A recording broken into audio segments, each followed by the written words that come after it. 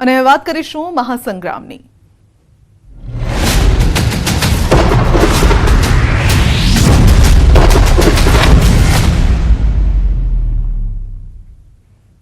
સાબરકાંઠામાં ભાજપ ઉમેદવાર શોભનાબેન બારૈયાએ ઉમેદવારી પત્ર ભર્યું છે। જિલ્લા કલેક્ટર કચેરીમાં ભાજપના ધારાસભ્યો અને આગેવાનોની હાજરીમાં ફોર્મ ભર્યું છે તો ઉમેદવારી નોંધાવી છે। જંગી લીડથી જીતનો વિશ્વાસ પણ તેઓએ વ્યક્ત કર્યો છે।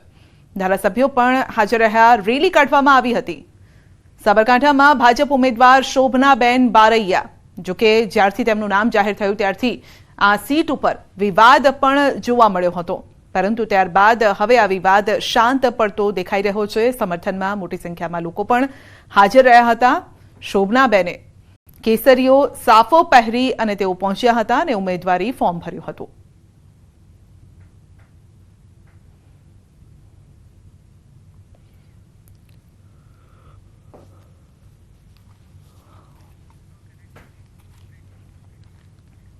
બનાસકાંઠામાં ભાજપ ઉમેદવાર રેખાબેન ચૌધરીનો રોડ શો યોજાયો। ઉમેદવારી ફોર્મ ભરતા પહેલા જંગી રેલી કરી। જેસીબી સાથે સમર્થકો પણ રેલીમાં જોડાયા હતા।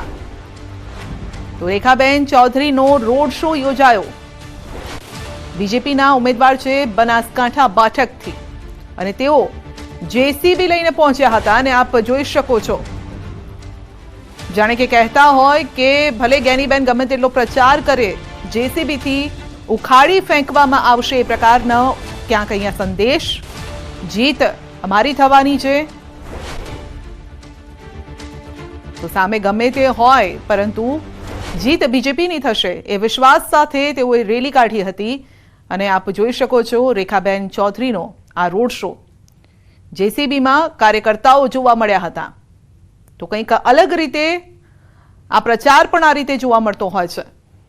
કોઈ ટ્રેક્ટર લઈને નીકળ્યું છે, કોઈ જેસીબીમાં નીકળ્યું છે, પરંતુ આવો પ્રચાર ક્યારેક ભારે પણ પડી શકે છે। તો બનાસકાંઠાથી આ દ્રશ્યો સામે આવી રહ્યા છે। રેખાબેન ચૌધરીએ ફોર્મ ભર્યું હતું તો ગઈકાલે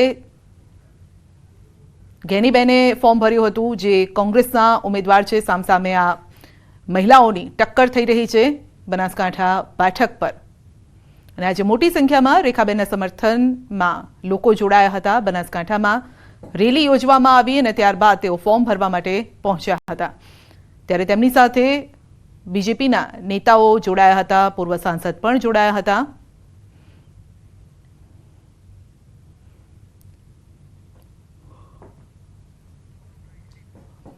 તો ઉમેદવારી ફોર્મ ભરતા પહેલા તેઓએ રેલી યોજી હતી અને રેલીમાં પણ કંઈક અલગ અંદાજ જોવા મળ્યો છે। તો આપ જોઈ શકો છો કે જ્યારે તેઓ સવાર થયા હતા ત્યારે મંડપ પણ બાંધેલો હતો, છત અહીંયા ઉપર જોવા મળી હતી કારણ કે ગરમી છે। ગરમીના સમયમાં આ રેલીમાં લાંબો સમય લાગતો હોય છે માટે ગરમીથી બચવા માટે અને બીજી તરફ જેસીબી સાથે સમર્થકો જોડાયા હતા। જેસીબીમાં ઊભા રહી અને તેમનું સ્વાગત કરવામાં આવ્યું હતું। રેખાબેનનો જે કાફલો હતો, જે રેલી હતી જ્યાંથી પસાર થઈ હતી ત્યાં સળંગ આ જેસીબી જોવા મળ્યા અને જેસીબીમાં સવાર થયા સમર્થકો। મોટી સંખ્યામાં રેલીમાં પણ જોડાયા હતા તેમના સમર્થકો, ભાજપના કાર્યકર્તાઓ જોડાયા હતા। રેખાબેન ચૌધરીએ ફોર્મ ભર્યું ત્યારે બીજેપીના જે નેતાઓ છે તેઓ જોવા મળ્યા હતા।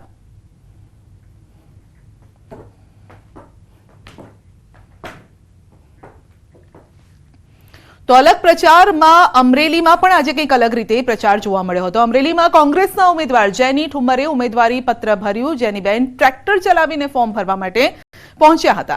વિશાળ રેલી સાથે જેનીબેન કલેક્ટર કચેરીએ પહોંચ્યા હતા અને રેલીમાં ભારત માતાની વેશભૂષા ધારણ કરેલી બાળાઓ પણ જોવા મળી હતી।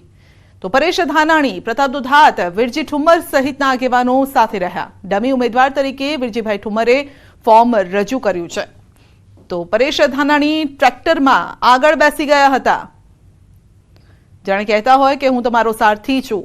જેનીબેને ટ્રેક્ટર ચલાવ્યું હતું અને ટ્રેક્ટર ચલાવીને તેઓ પહોંચ્યા હતા।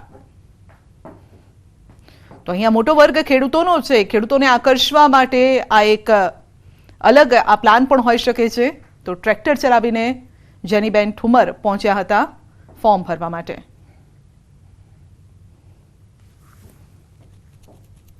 અવાજ બનવાની નેમ સાથે આજે હું આ ચૂંટણીના રણમેદાનમાં જંગમાં ઉતરી છું અને ઉમેદવારી પત્ર ભર્યું છે, ત્યારે મને સંપૂર્ણ વિશ્વાસ છે કે અમરેલીની જનતાનો આશીર્વાદ મારા ઉપર વરસશે અને આવનારી 4 જૂને હું વિજય ઘોષિત થઈને અમરેલી જિલ્લાનો અવાજ બનીશ। સાબરકાંઠા બેઠક પર કોંગ્રેસનું શક્તિ પ્રદર્શન, આદિવાસી નૃત્ય સાથે જાહેર સભામાં ઉમટ્યા હજારો કાર્યકરો। હિંમતનગર ખાતે કોંગ્રેસની જાહેર સભા, કોંગી ઉમેદવાર તુષાર ચૌધરી જાહેર સભા બાદ ઉમેદવારી ફોર્મ ભરવા માટે પહોંચ્યા અને જ્ઞાનીબેન પણ તેમની સાથે રેલીમાં જોડાયા હતા।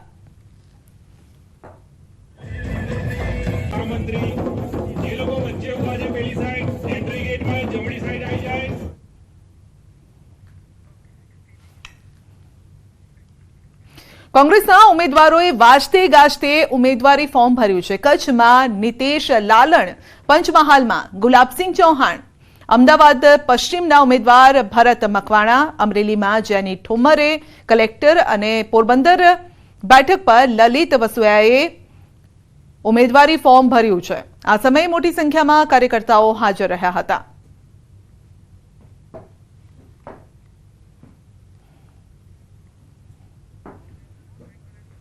તો મોટી સંખ્યામાં કાર્યકર્તાઓ હાજર રહ્યા। કોંગ્રેસના આ તમામ ઉમેદવાર અલગ અલગ બેઠક પરથી તેઓ કોઈ રેલી કરીને પહોંચ્યું હતું સમર્થકો સાથે, કોઈ ટ્રેક્ટર પર સવાર થઈને પહોંચ્યું હતું, કોઈ વાજતે ગાજતે આદિવાસી નૃત્ય કરતા કરતા પહોંચ્યા હતા। તો પાલીતાણામાં દીપડાની દહેશત ફેલાય છે। પાલીતાણાના ગ્રામ્ય વિસ્તારોમાં વહેલી સવારે દીપડાએ મહિલા પર હુમલો કરતા મહિલાનું મોત થયું છે। દીપડાએ હુમલો કરતા મહિલા ઇજાગ્રસ્ત થઈ અને સારવાર દરમિયાન ભાવનગર ખસેડતા મહિલાનું મોત થયું છે। છેલ્લા એક સપ્તાહથી ગ્રામ્ય વિસ્તારોની આસપાસ દીપડાના આંટાફેરા વધી ગયા છે। સ્થાનિકો જણાવી રહ્યા છે કે તેઓ ડરના માહોલમાં જીવી રહ્યા છે। દીપડાએ મહિલા પર હુમલો કરતા લોકોમાં ભય પણ છે। સમગ્ર ઘટના અંગે વન વિભાગને જાણ થતા દીપડાને ઝડપી પાડવાની કામગીરી હાથ ધરાઈ છે।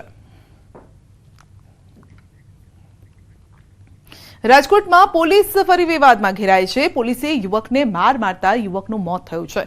પાડોશીના ઝઘડામાં સમાધાન માટે ગયેલા યુવકને અજાણી પોલીસે માર મારી અને માલવીયનગર પોલીસ સ્ટેશન લઈ ગઈ હતી। તો યુવકને સારવાર અર્થે વોકહાર્ટ હોસ્પિટલ ખસેડાયો। સારવાર દરમિયાન યુવકનું મોત થતા માલવીયનગર પોલીસ મથકમાં ગુનો નોંધાયો છે।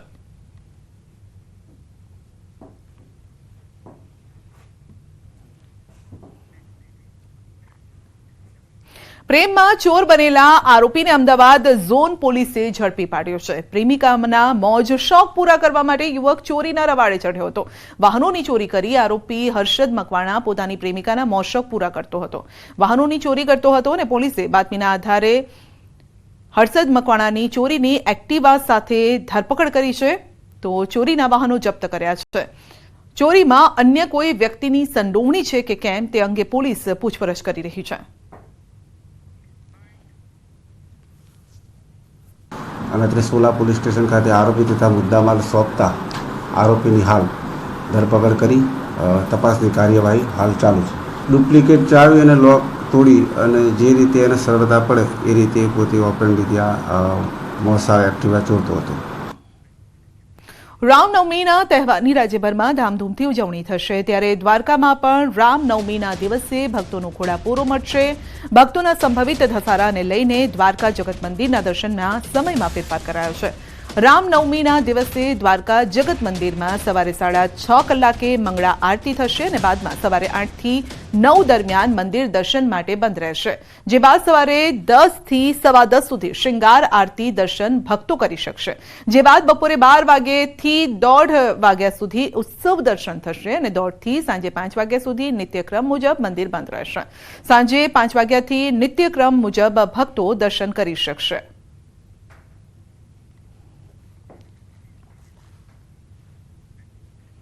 સામાન્ય રીતે માતા પિતા પોતાના બાળકોને જીવનમાં સંયમનો પાઠ શીખવાડે છે, પરંતુ સાબરકાંઠાના હિંમતનગરમાં બાળકોએ માતા પિતાને દીક્ષાની રાહ ચીંધી છે। હિંમતનગરના ભરત ભંડારી તથા તેમના પત્નીએ જૈન ધર્મની દીક્ષાનો માર્ગ અપનાવ્યો છે। લાખો કરોડોની મિલકત ત્યજી તેમણે દીક્ષા લેવાનું નક્કી કર્યું। ભરતભાઈના 16 વર્ષીય પુત્ર 19 વર્ષીય પુત્રીએ 2 વર્ષ અગાઉ દીક્ષા લીધી।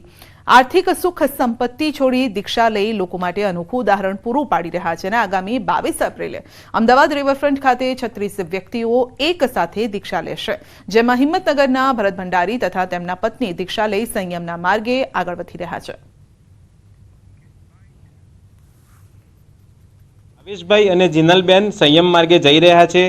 એમને જીવનમાં એટલું બધું જોયું છે, જાહો જલાલી જોઈ છે, સુખ જોયું છે, સંપત્તિ જોઈ છે, કરોડો અબજો રૂપિયા જોયા છે, પોતે બહુ મોટો વ્યવસાય કરે છે, પરંતુ આ જિંદગીમાં આ સંયમ માર્ગે જઈ અને તે ઉદાહરણ પૂરું પાડી રહ્યા છે. આહિર સમાજના યુવકે વિદેશમાં જઈ અને ભારતનો ડંકો વગાડ્યો છે. અમેરિકાની અંદર ભારતનો પુનઃ ડંકો વગાડી નરેશ સોલંકી ફરી એક વખત મેયર બન્યા છે, જેને લઈ આહિર સમાજમાં ભારે ઉત્સાહનો માહોલ છે. આહિર સમાજમાં નરેશ સોલંકી મૂળ ઉપલેટાના વતની છે અને તેઓ અમેરિકાના કેલિફોર્નિયા રાજ્યમાં આવેલ શેરિટીઝ સિટીના મેયર બન્યા.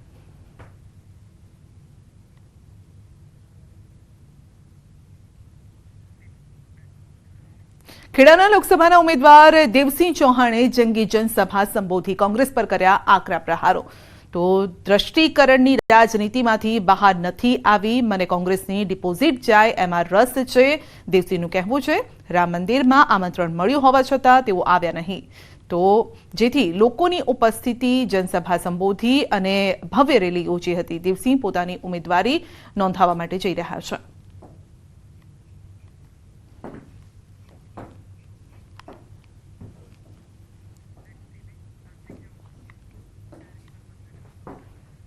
સલમાન ખાનના ઘર પર ફાયરિંગ કેસમાં મોટો ખુલાસો થયો છે. ફાયરિંગ કેસના 2 આરોપીઓ ભુજથી પકડાયા છે. મુંબઈ ક્રાઇમ બ્રાન્ચે બંને આરોપીઓને ભુજથી પકડ્યા છે. વિકી ગુપ્તા, સૂરજ પાલ નામના બંને આરોપી પકડાયા છે. ભુજમાં માતાના મઢ પાસેથી બંનેની ધરપકડ થઈ છે. આરોપીઓ બાબતે હ્યુમન ઇન્ટેલિજન્સી અને ટેકનિકલ રિસોર્સિસની મદદથી બોમ્બે પોલીસના સંપર્કમાં રહી આ આરોપીને અથાગ મહેનતથી ઝડપી લીધા છે, જે માતાના મઠ વિસ્તારમાંથી મળી આવ્યા છે. અને આ આરોપીઓની પ્રાથમિક પૂછપરછમાં આ બંને આરોપીઓ બિશ્નોઈ ગેંગ સાથે સંકળાયેલા હોવાની શક્યતા છે. આ આરોપીઓ ચાંપાનેર જિલ્લાના બિહારના વતની છે. એકની ઉંમર 21 અને 24 છે, એ યુવાન છે અને પોલીસ ઉપર પણ કોઈ પણ સમયે એસોલ્ટ કરી શકવાની શક્યતાઓ નકારી શકાતી નથી. આ બંને આરોપીઓ ત્યાં ફનગલ હોટલની અંદર રોકાઈ અને ત્યાં ફાયરિંગ કરતા પહેલાં ખૂબ જ રેકી કરેલ છે અને આવી જે ગંભીર બાબતની આપણા બંને સાહેબોએ ટીમ બનાવી અને એલસીબીની અથાગ મહેનતથી અને હ્યુમન ઇન્ટેલિજન્સી અને ટેકનિકલ રિસોર્સિસથી બંને આરોપીઓ આપણે હસ્તગત કર્યા છે અને એ બોમ્બે પોલીસને આપણે હેન્ડઓવર કરી એને સુપરત કર્યા છે. બુલેટિનમાં આગળ વધીશું નાનકડા બ્રેક બાદ.